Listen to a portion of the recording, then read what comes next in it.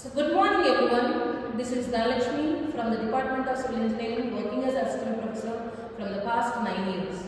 Today I am going to I want to tell a topic on general design requirements of any beam, whether it is a singly reinforced beam or a doubly reinforced beam. So before going to know about general design requirements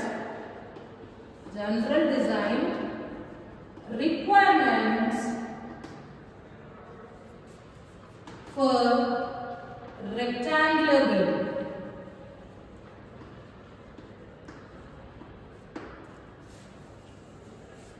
The knowledge of IS 456-2000 is very important for reinforced concrete structures.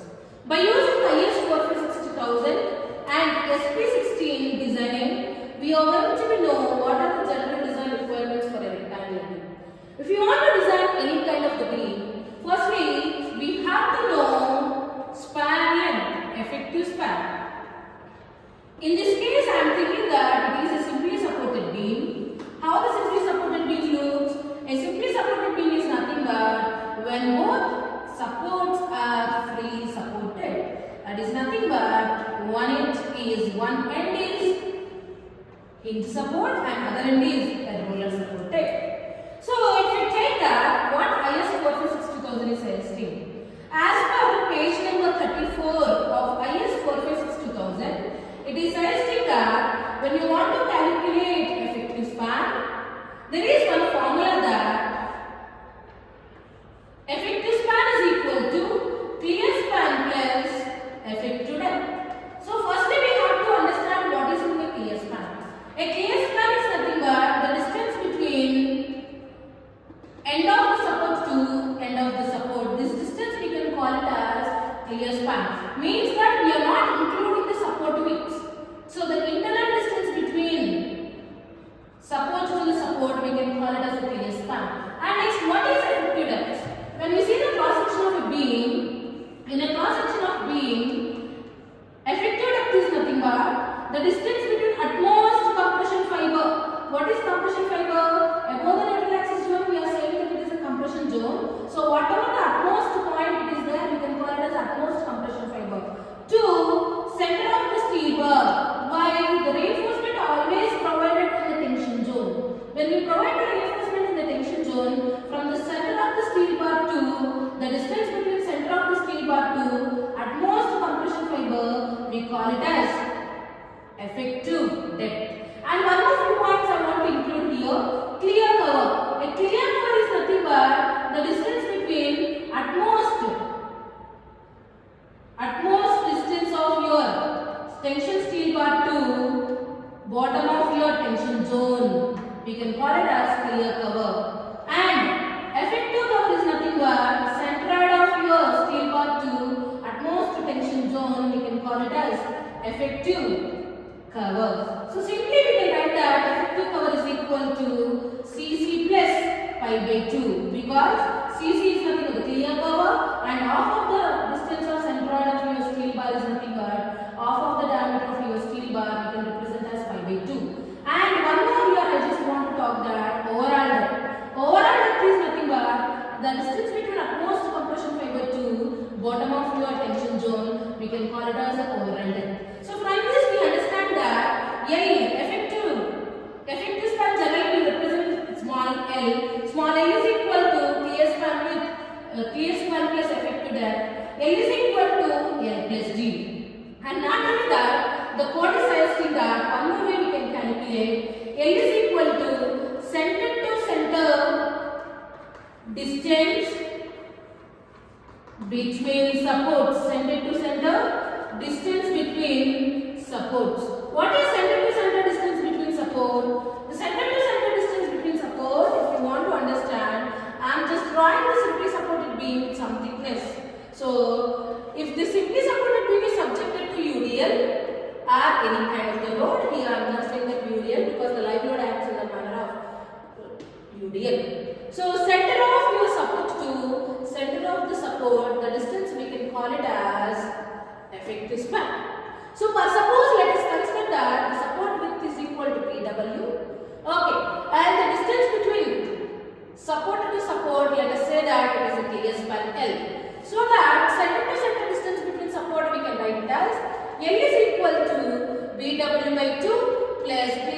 plus VW by 2. So these are the two formulas are going to be helpful there to find the effective span. So then we got the two values. Which one we have to take? Always take least value as per IS 456-2000, page number 34. So this is about effective span. And now what is the effective span? Number 2, we just need to get limiting stiffness. Limiting stiffness. Limiting stiffness is nothing but the stiffness is defined as load per deflection or deformation.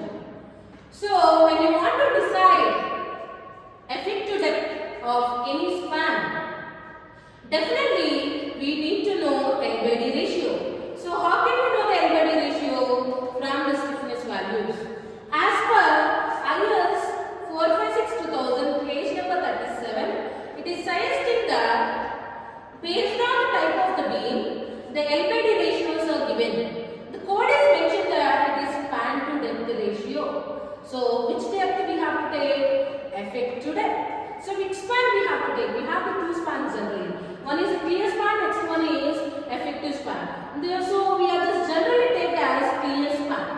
Clear span by effective depth ratio, the code mentioned as for simply supported beam, shortcut we can write it as simply SSB.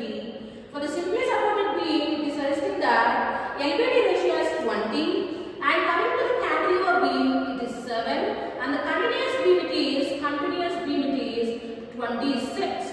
So by knowing the L by D ratio, we can decide whether how much stiffness is happening in the structure. So to calculate check for deflection and to decide the depth of the beam, this plays the major role for doing the calculation. This generally we can take it for if the spans are up to 10 meters. This formula, these values can be taken if the span length is up to 10 meters. If span length is more than 10 meters, the code is suggesting that these values will be multiplied by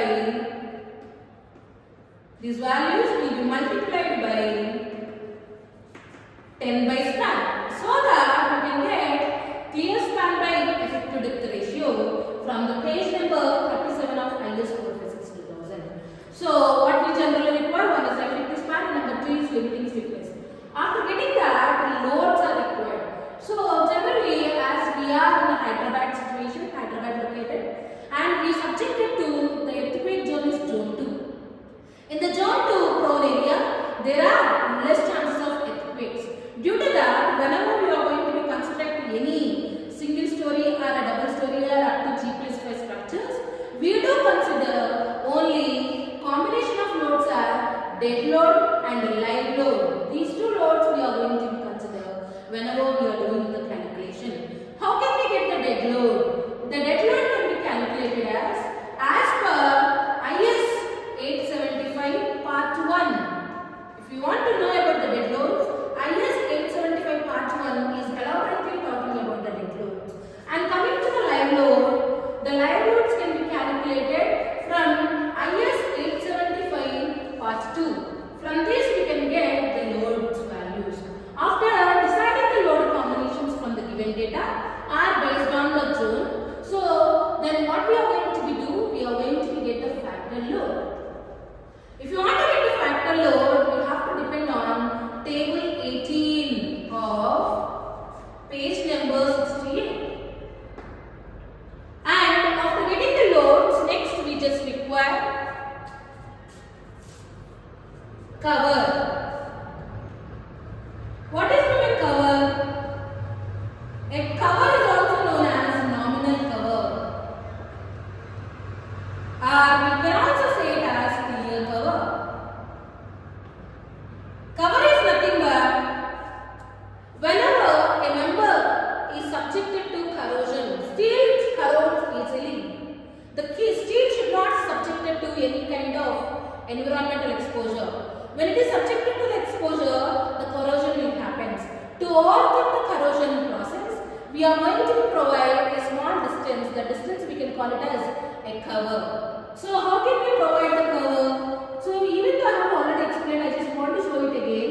So let us think that it is a neutral axis, and if it is a simply supported beam, above the neutral axis is compression zone and below the neutral axis is tension zone. We do provide the steel bars at a certain distance. The distance we can call it as a cover. The distance between your bottom of your tension steel bar to utmost tension fiber, this will we can call it as a cover. As per IS 456-2000, generally for beams we do provide cover between 25 to 40 mm.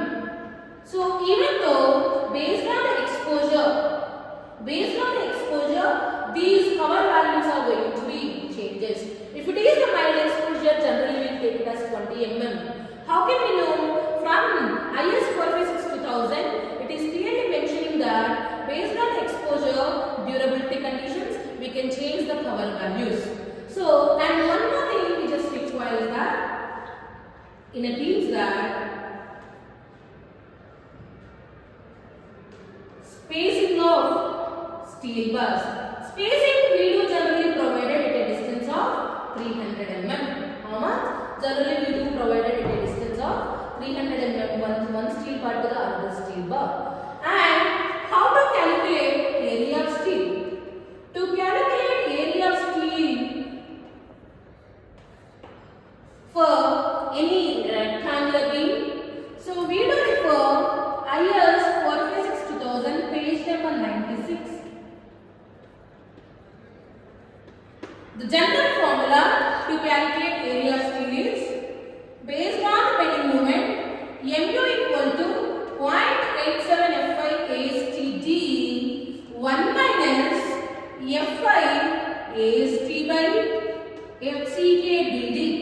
By using this formula, we do decide how much the area of steel has to be provided in a beam, either beam or a slab, footing, anywhere. This is the formula, general formula we are going to use to find area of steel from bending moment calculations. These are the basic general design requirements whenever we want to design any kind of a beam. Thank you.